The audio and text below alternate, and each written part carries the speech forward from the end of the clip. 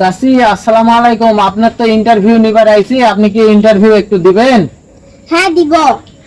কি করবেন কো বাপু? চাচি আপনার নামটা কি একটু বলবেন?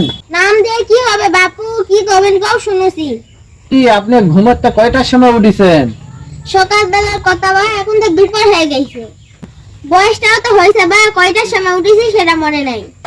চাচি সকালতে তো উঠিছেন, কোনো কাম কাজ করেছেন? ধুর বাপু, গাও ঘামানি কথা হলো থু তো।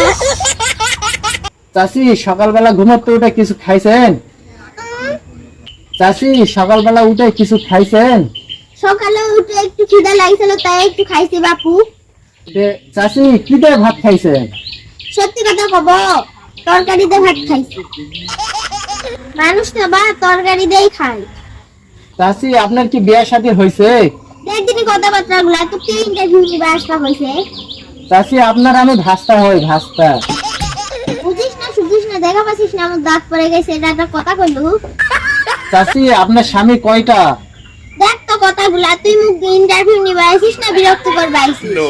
এলা কোশ্চেন কে ভাই, এলাই তো ইন্টারভিউ। চাচি আপনার বাড়ি কোনটে? রে তুই চিনিস না আমার বাড়ি উচনা, পাঁচ বিবি থানা, জয়পুরহাট জেলা। তুই আমার ইন্টারভিউ নিবে আসিস না বিরক্ত করবে আইসিস। অন্য কথা থাকলে কোন না হলে এতে যা। চাচি চাচার জমি জমা কতখানি আছে? আছে আছে। তে জমি জমা কতখানি আছে? আছেই তো আছে, কতখানি আছে? সে কথা করছু, চাষা চা খাবা গেছে, জমি জমা আছে আছে। তোমার চাষা চায়ের দোকানে গেছে, চ্যাংলা গুলা কছে চা খা চা খা।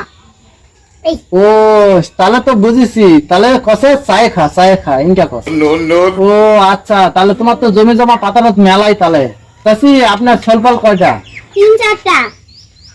চাচি আর একটা শেষ প্রশ্ন আছে, আর একটাই।